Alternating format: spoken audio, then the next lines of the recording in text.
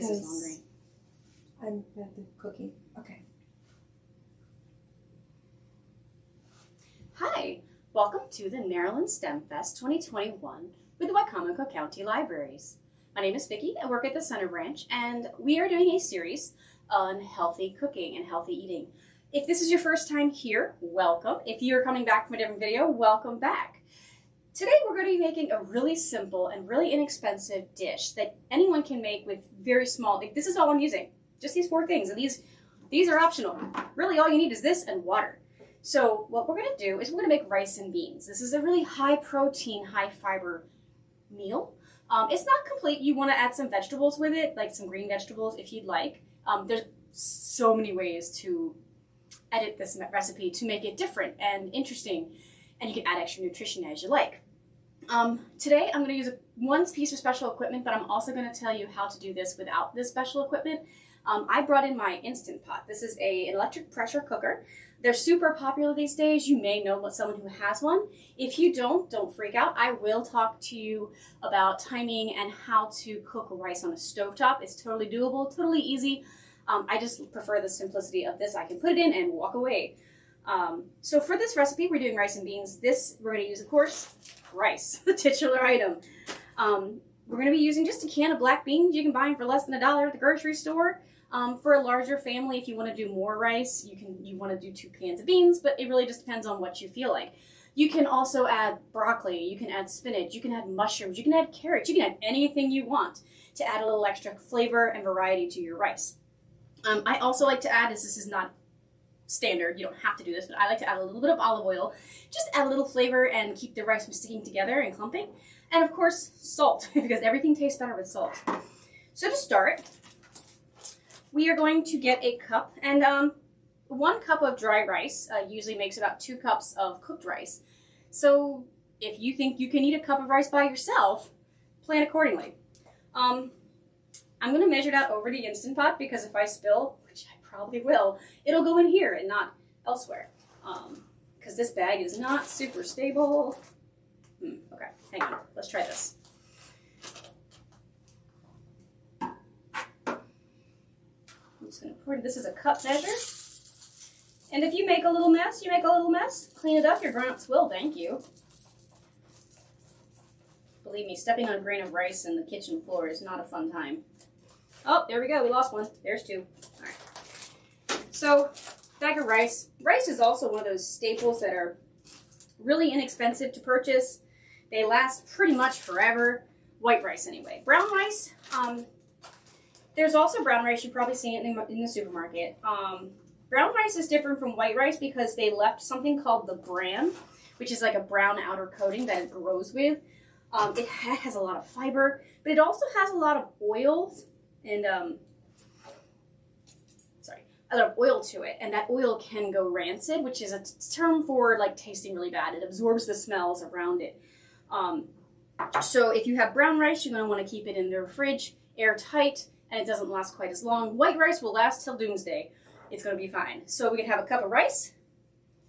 Rice has fiber and a little bit of protein, and it's got a lot of carbs and starch, so that'll keep you going. I'm going to go ahead and get some water. And with white rice, specifically long grain, with long grain rice, your ratio that is always going to be standard is 1 to 1. So 1 cup of rice, 1 cup of water. I always do the dry rice first because if you do water and then rice, oh, there's soap in here still. Quick. All right, I've got a strainer on my desk. I will empty this and then toss the rice, and we'll rinse this out a little better.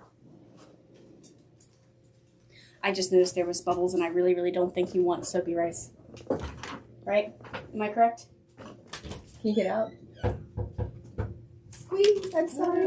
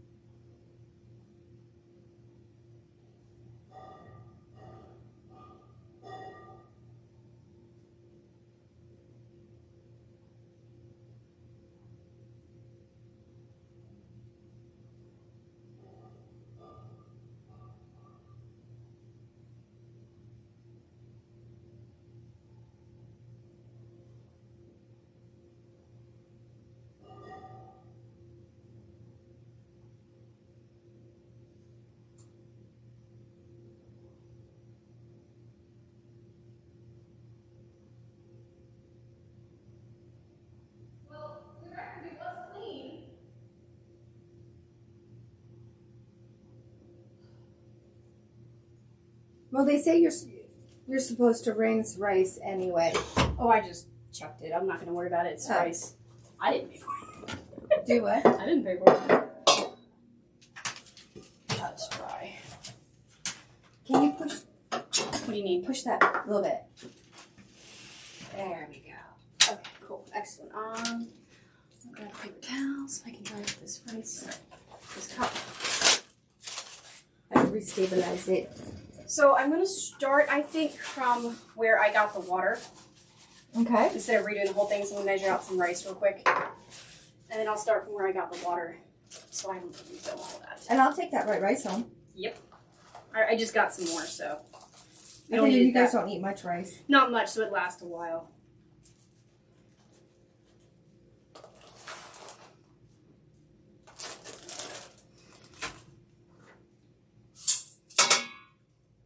Okay. So I'm going to get the water and then I'll turn around and then we'll start. Okay. I'm guessing you're still filming. Yep. It's easy and rude. Alright, so 1 cup of water for 1 cup of rice. With long grain white rice particularly, it's always going to be 1 cup to 1 cup. So if you have 1 cup of rice, you have 1 cup of water or liquid. You can even use chicken stock, veggie stock, something like that. If you want to add a little extra flavor to it, it is completely up to you. One thing I will say, always measure the dry rice first with a dry measuring cup or else you will be scraping it out of there for a while. And a spoon. I put my spoon in this bowl. Because that was for another thing. So we're going to get a little stir, make sure all the rice is submerged. If you are using brown rice, short grain rice, or a different variety, you're going to want to look up the ratio because some rice, I think it's short grain rice, like sushi rice and things like that, that is 1 to 1.5. So 1 cup of rice to 1.5 cups of water because it absorbs more water. It's always better to add a little extra water than you think because you can always just cook it a little longer and boil that water off. Be careful though, because that's how you get a crispy layer of rice on the bottom of your pot if you don't stir it.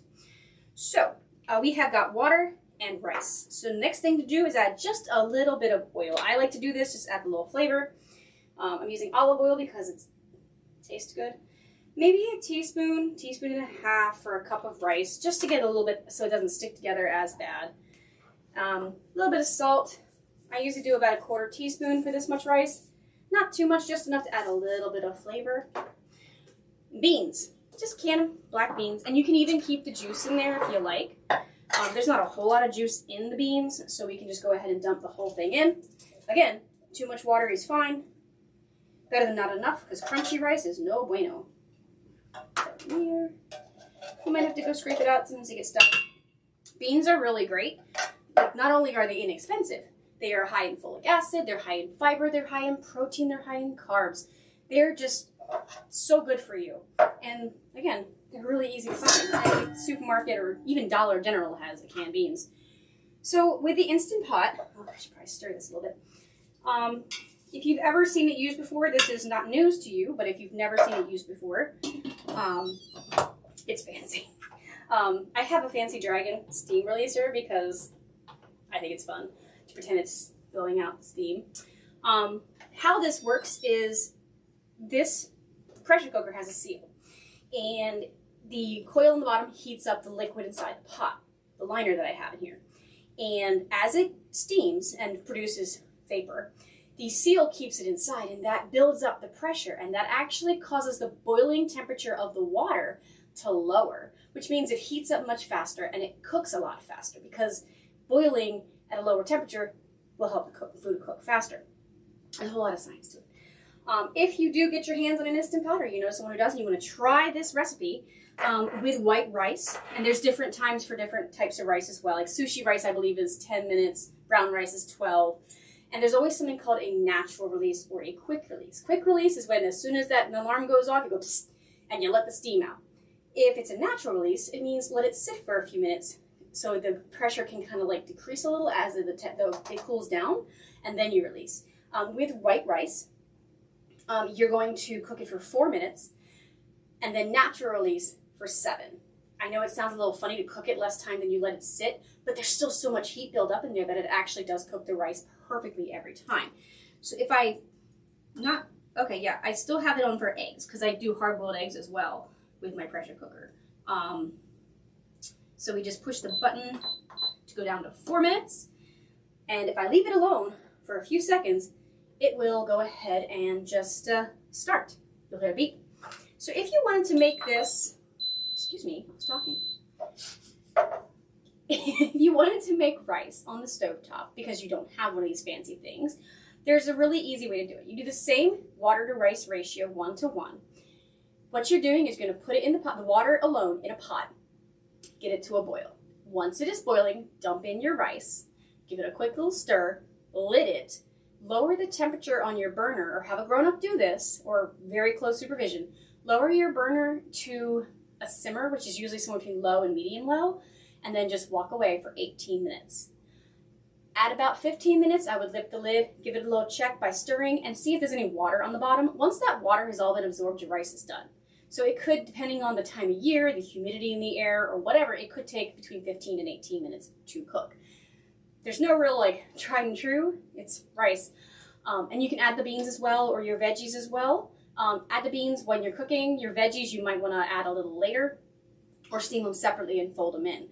That's up to you, because I think if you put it in there for 18 minutes, some of your vegetables will become mush, and mushy vegetables are not delicious. So yeah, we're going to go ahead and let this sit for a minute, and then when it beeps, I will pull it out and we'll see what it looks like. Might have to slice when I do the thing afterwards, but yeah. And I was like, I wish there was like a pause. Oh, I know. So we'll do the cauliflower.